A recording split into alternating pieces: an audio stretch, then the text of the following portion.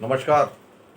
Observations with experience के इस YouTube channel पर आपका स्वागत है। मैं हूं आपका मित्र असीम सक्सेना। एक बड़ी पुरानी कहावत है, बड़ा भया तो क्या भया जैसे पेड़ खजूर, पंथी को छाया नहीं फल लागत अति दूर। मतलब ईश्वर ने एक ऐसे आइटम को हमारे सामने पेश किया है, एक ऑप्शन के हिसाब से, एक एग्जाम्पल के हिसाब से, कि ऐसे किसी भी गुणवत्ता वाली चीज़ का कोई उपयोग नहीं है अगर वो किसी दूसरे के काम पे ना आए। बड़ा भैया यानी अब उसकी छाया जो है वो जाएगी 5 मीटर दूर, सड़क के ऊपर जाएगी। छाँ का तो मतलब ये होता है ना कि पेड़ के नीचे ही छाया हो ताकि वो सुरक्षित रहेगा आदमी। और फल भी इतनी दूर है, अगर गिरे तो खुद ही कोई चोट लग जाए। यानी इस पेड़ का कोई उपयोग नहीं है सिवाय फल के। जो फल भी तोड़ता है वो स्पेशली आदमी तोड़ सकता है या हम मार्केट से खरीद सकते हैं। अर्थात उपयोगिता के आधार पे ही गुणवत्ता की पहचान मानी जाती है कि अगर उपयोगिता है फिर तो गुणवत्ता को एक्सेप्ट किया जाएगा, नहीं तो गुण है तो ठीक है अपने पास रखो आप। अब इसको हम तुलना करते हैं दूसरे रूप में, एक तुलसी का पौधा और एक नागफनी का पौधा। तुलसी के पौधे को हम अपने घर के अंदर रखते हैं, उसको विद रिस्पेक्ट रखते हैं, जबकि नागफनी का जो पौधा होता है उसको घर के अंदर जगह नहीं होती है, उसको ऐसी जगह लगाया जाता है जहाँ से सांप वगैरह विषैले कीड़ों का आने का डर होता है। उसके कीड़े कांटे होते हैं जो सांप को रोक देते हैं। यानी अब यहाँ पे देखिए गुणवत्ता है और गुणवत्ता के हिसाब से उसकी प्लेसमेंट है कि कौन सी चीज़ कहाँ रहेगी। ऐसे ही इंसान के साथ भी होता है। अब हम यहाँ पे 3 उदाहरणों का तुलनात्मक विश्लेषण करते हैं। हमारे जो पहले आमतौर पे घर हुआ करते थे वो साधारण होते थे, सामान्य से होते थे। हैंडपंप हुआ करता था, बाल्टियों से काम होता था, शौच की भी उतनी व्यवस्था नहीं हुआ करती थी, सीवर लाइन नहीं हुआ करती थी। ये एक समय था। फिर गुणवत्ता का एक्सेप्टेंस हुई, गुणवत्ता को बढ़ाया गया, डेवलपमेंट हुआ, इन्वेंशन हुए, खोज हुई, पानी के पाइपलाइन बिछ गई, दीवार के ऊपर नल की टोटी लग गई और वो पानी गिरता था, पता तो चल जाता था पानी आ रहा है, लेकिन वो अगल बगल सब गीला कर देता था। कोई जूते गीले हो जाएंगे, पजामा गीला हो जाएगा, पैंट गीली हो जाएगी। फिर थोड़ा सा और इम्प्रूवमेंट हुआ, उसके ऊपर टोटी के ऊपर एक साड़ी का कपड़ा बांध दिया जाता था तो पानी उस साड़ी के धार को पकड़ के नीचे जाता था। अब छींटे नहीं आते थे लेकिन पानी वैसे ही था। गुणवत्ता का और डेवलपमेंट हुआ, वॉश बेसिन लग गए, और डेवलपमेंट हुआ, शावर्स, फ्लश, जेट, ये सब चीज़ें आ गई।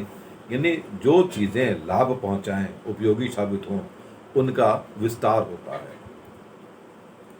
अब मकानों के भी विस्तार हुए। अब हम कल्पना करते हैं एक ग्रुप हाउसिंग सोसाइटी या एक मल्टी स्टोरी बिल्डिंग, कई मंजिलों की बिल्डिंग जब वो बनती है तो सबसे पहले उसका बेस बनता है, स्ट्रक्चर बनता है, जो इस बात का आधार होता है कि बिल्डिंग कितनी ऊंची जाएगी। दूसरी तरफ अगर हम कोई एक स्वादिष्ट व्यंजन बनाना चाहें तो उसके लिए मसाला तैयार होता है। उस मसाले में क्या क्या डलना है, कौन कौन से मसाले पड़ने हैं, ये इस बात को प्रमाणित करते हैं कि इस सब्जी का, इस व्यंजन का आधार क्या है। आधार बहुत आवश्यक चीज़ है। अब इसी के साथ साथ हम इंसान की बात करते हैं। इंसान को भी स्ट्रक्चर की आवश्यकता होती है। अब इंसान का स्ट्रक्चर में क्या आएगा? सबसे पहले चरित्र, ईमानदारी, मर्यादा, संस्कार, इस प्रकार के जितने भी गुण हैं वो व्यक्ति का एक बेस बनता है जिसके ऊपर उसके चरित्र का निर्माण होता है, व्यक्तित्व का निर्माण होता है। अब ये 3 हमने स्ट्रक्चर की बात कर दी। ये हैं एक प्रकार से कॉन्फिडेंस, हमारा एक विश्वास कि यस, ये 3 जिस आधार पे चलेंगे तो ये एक अच्छा प्रमाण प्रस्तुत करेंगे और ख्याति अर्जित करेंगे। बिल्डिंग जब थोड़ी सी ऊपर उठती है, थोड़ा सा और ऊपर उठती है तो वो दिखाई पड़ती है लोगों को। तो अब वो होती है, जब ख्याति आती है तो खुशियाँ आती हैं, आपको हैप्पीनेस फील होती है। पहला तो है कॉन्फिडेंस विद स्ट्रक्चर, सेकंड है हैप्पीनेस, जिस भी आर्किटेक्चर ने उसको बनाने के प्रयास किया है जब वो बन के ऊपर बिल्डिंग उठती है तो दूर से दिखाई पड़ती है, लोग उसका तारीफ करते हैं, यार बड़ी अच्छी बन रही है, तो आपको अंदर से खुशी होती है। जो व्यंजन बना रहा है, जब उस व्यंजन की महक चारों तरफ जाती है तो लोग देखते हैं कि कौन बना रहा है, तो जो व्यंजन का निर्माता है उसको खुशी होती है।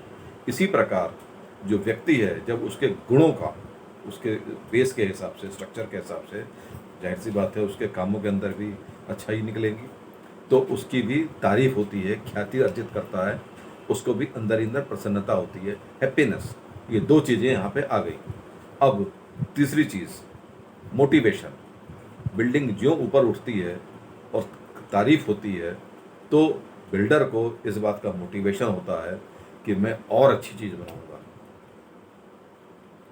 खाना बनाने वाला भी जो है, व्यंजन जो बना रहा है, वो भी सोचता है इसके अंदर में कुछ और चीज़ें ऐसी कर दूं तो और अच्छा हो जाए।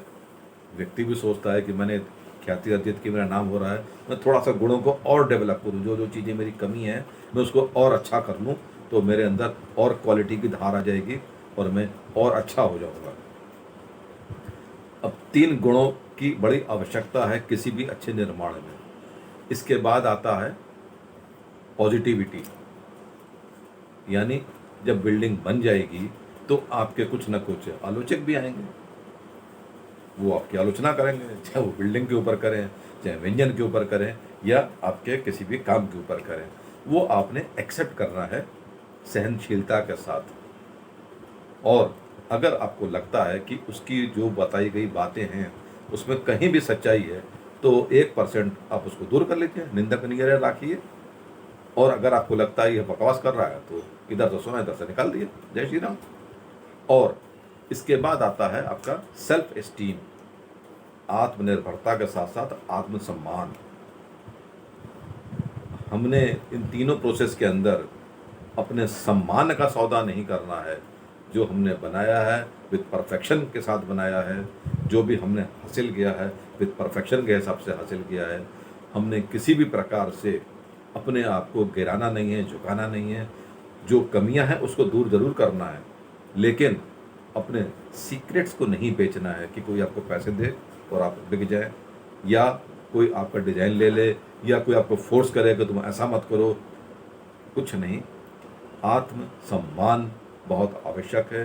इन 5 गुणों से किसी भी चीज़ की भव्यता पे कोई भी आंच नहीं आती है, और भव्यता अपने आप में इतनी ख्याति अर्जित करती है कि पूर्वज भी प्रसन्न होते हैं, साथ वाले भी खुश होते हैं, और खुद भी आत्मिक शांति मिलती है। यहाँ तक देखने के लिए बहुत बहुत शुक्रिया। अगर वीडियो आपको अच्छी लगी है और आप इस चैनल पर नए हैं तो प्लीज़ सब्सक्राइब करें, शेयर करें, लाइक करें, कमेंट करें और बेल आइकन को भी प्रेस कर दें। आपका दिन शुभ हो। नमस्कार।